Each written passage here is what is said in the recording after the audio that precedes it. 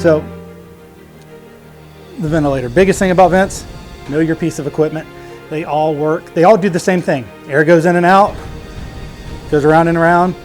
You just have to understand how to use your particular piece of equipment. So like this ventilator here is going to be different than like a Hamilton T1. It's going to be different than a hospital vent. It's going to be different than the auto vent. So you just make sure you understand the limitations of your equipment and how to use it, okay?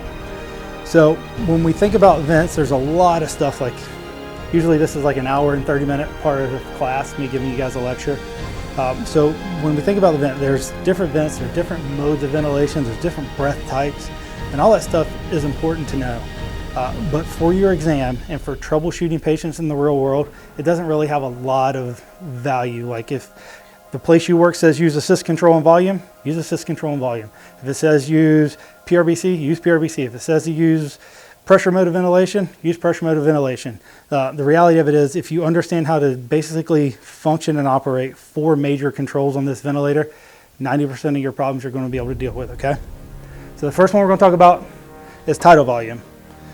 Amount of air you bring in with each breath, right? So what is an appropriate tidal volume for a patient we're going to intubate? We're going to ventilate rather. There we go. So yeah, it depends on the size of the patient. So 500 is like the default go-to mode, and we're going to talk about why in a second. So our tidal volume is 6 to 8 mLs per kilogram of ideal body weight.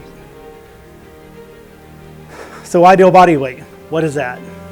This is one of those formulas for your exam you got to know.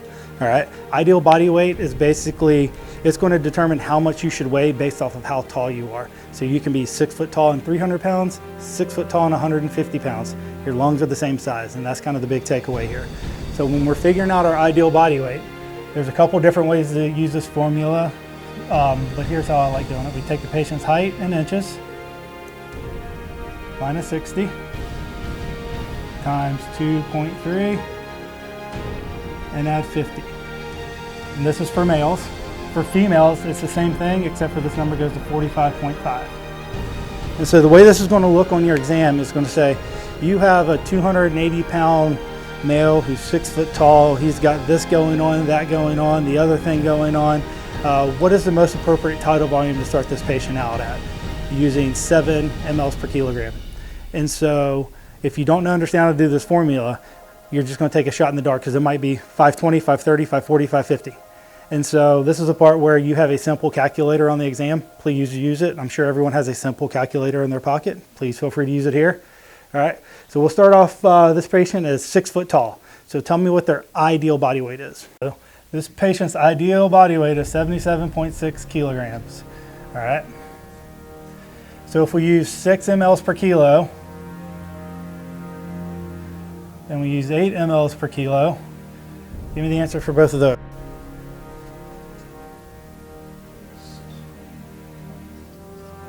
620.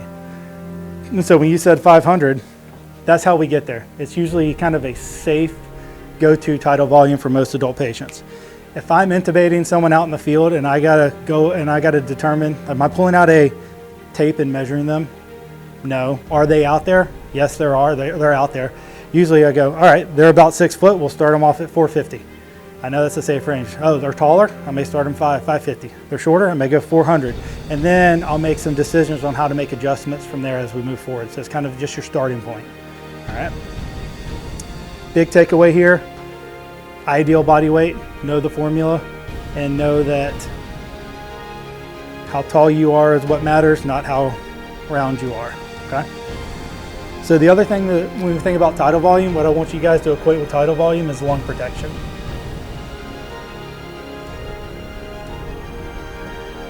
So what does that mean? Basically, right, so anytime that we're worried about having a potential barotrauma and we want to make a vent change, this is what we want to be changing first, okay? This is the change we want to make. We want to decrease our tidal volume so we're not putting so much pressure in the lungs. So there's different pressures that are out there for ventilators we need to be aware of. There's a peak inspiratory pressure. And so the way I like to think about peak inspiratory pressure, it's the pressure when you're being given a breath in your large airways. Does barotrauma occur typically in your large airways? No, where does barotrauma usually happen? The alveoli is tiny little sacs down there. And so we have to understand how to measure that volume or measure that pressure down in the alveoli. And so if you're using a volume mode of ventilation, and you will see this on your exam, they will give you a patient, they'll give you a whole bunch of vent settings. There's going to be a bunch of things wrong with the vent settings, and they're going to say, what is the next appropriate vent change? And they're going to give you a plateau pressure in there. And so what a plateau pressure is essentially you're doing an inspiratory hold with your ventilator. Basically, the patient takes a breath, you hold the button down, and it basically equalizes the pressure in the system and gives you an idea of the pressure down at the alveoli. So do you guys remember the magic number of pressures inside the body that's bad? 30. And so same with your plateau pressure. If you see a plateau pressure over 30, we want to decrease our tidal volume because that is giving us lung protection until the plateau pressure is under 30. And so in a real world setting, you can only do that in your volume mode of ventilation. I know that some of the other fancier vents like the Hamilton, they have a way you can calculate it, and I'm not going to get into the weeds with all of that stuff. But just know that a plateau pressure greater than 30, we need to be decreasing our tidal volume to make it safe for the patient. So next is our respiratory rate. So when we think about our respiratory rate, I want you guys to think about ventilation. Or the way we measure ventilation out in the field most of the time is our end tidal.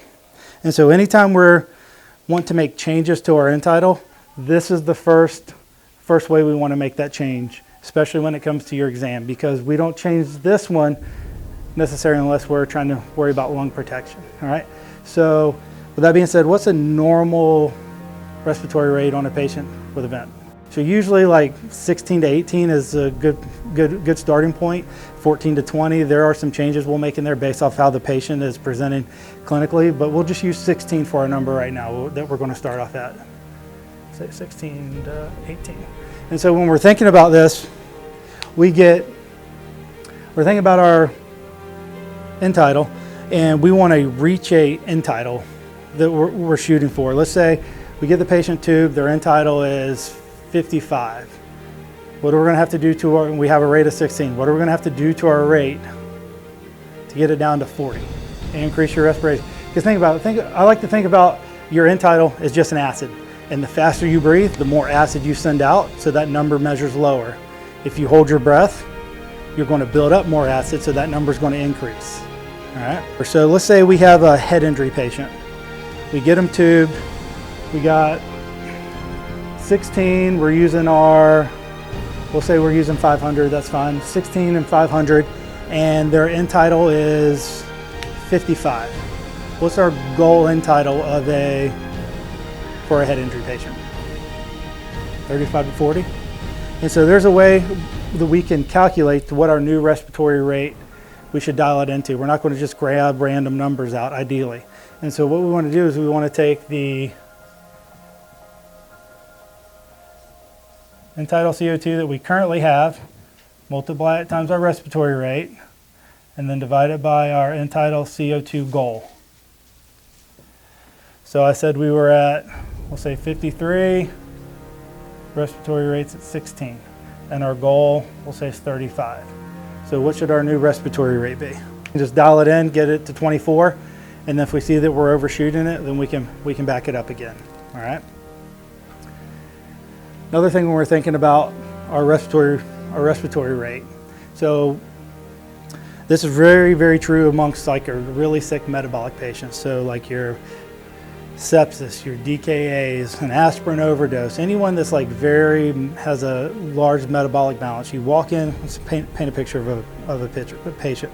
You walk into this standalone ER, they got this patient that is super septic. They got them on CPAP. They just got a gas for you there, and they're breathing, let's say they're breathing 42 times a minute. Patient's breathing, respiratory rate is 42. They got a CO2, we'll say, is 25. They're like a GCS of 7, 8. You determine that you need to secure that airway before you put them in the aircraft and fly them across the state or to wherever they're going. You go, you intubate the patient. 6-foot guy. We're going to start off we want to be safe. We'll start off our tidal volume at 500. We put our respiratory rate at 16. A couple minutes after we tube her, we see that our CO2 is up to 45. We think all is good. We're happy because end tidal is within a normal range, and then you look over and next thing you know, she's in cardiac arrest. Why did that happen? Perfect. So she was breathing fast. She was compensating. And then we paralyzed her. We knocked out her ability to compensate. We caused her to build up that acid in her body, become more acidotic. She went into cardiac arrest. So on your exam, you're going to need to know for every change in your CO2 of 10, your pH is going to go 0.08 in the opposite direction. And so let's just say this lady, we looked at the rest of her gas, she was a 6.9 on her pH. She's barely holding on. We didn't compensate for her at all. What was her pH when she coded? At 45. 6.74. Not super compatible with life. So now we get to do CPR. So we really got to make sure, like especially I gave you that she was on a CPAP machine. If we can get a minute ventilation off of that, that's what we want to target. If we get an end tidal CO2 before we tube her, that's what we want to try to match when we get her on our ventilator. So that way we're compensating for her the same way. So the next thing I want to talk about is oxygenating the patient. When we think about oxygenating the patient, we want to use our FiO2 and our PEEP together. All right. So what FiO2 are we breathing right now? 21, right? And so when I intubate a patient in the field, I will almost always go to 100% FiO2 for the first 5 minutes. And then after that, I'm going to back it down to 30 or 40. And if they need more, I'll start working my way up. What is our goal SpO2 for a patient that we have on the ventilator? Mind you, we don't have, usually in the field, we don't have access to point of care testing and things like that. So what do we think our goal is? So really the biggest thing is like, we just don't want it at 100. That's really the big thing. Because if we have an SpO2 of 100, we don't know if their PO2 is 100, 400, 600, 150. We have no way, I mean, do we have a way of telling regardless? Not really. But if we have the SpO2 at 100 and 100% FiO2, over a long period of time, it's going to harm the patient. So we want to immediately get that FiO2 as low as we can and keep their sats. The literature says above 88, below 95. I found that if I walk in somewhere where the patient has sats of 88, doctors start freaking out, nurses start freaking out. And so usually 92 to 95 is my goal, my personal goal range when I have a patient on the ventilator. PEEP. What's PEEP stand for? How much pressure is left in the lungs when you finish exhaling? And the goal is, we usually start off most patients at 5, and then we will increase it, hoping to gain recruitment, make those little alveoli start popping back open again. ARDSNet came up with a FiO2 and PEEP scale that they found really improved patient outcomes. And basically what that means is, you start off with your FiO2 of 30, you start with a PEEP of 5. You go up to your FiO2 of 40, bring your PEEP to 8. Go to I think it was PEEP of 10 next, then FiO2 of 40. And so they march up together in a small stepwise fashion. So ideally, you shouldn't get to an FiO2 of 100% until you're at a PEEP of about 15 if you're using the ARDSNet scale. And that freaks a lot of people out because they're thinking PEEP causes barotrauma. We're going to pop their lungs with PEEP. You're not going to pop their lungs with PEEP. You're going to pop their lungs with a plateau pressure greater than 30. That's what's going to pop their lungs, okay? They will give you the exam. They're going to say lower PEEP is one of the answers. When they give you that plateau pressure greater than 30, they're going to say lower the PEEP, lower your respiratory rate, lower your tidal volume, increase your FiO2. They're going to give, like, these are the big things they're going to hammer you on your exam, or these 4. Okay, so make sure we understand when we're talking about lung protection, we're talking about tidal volume.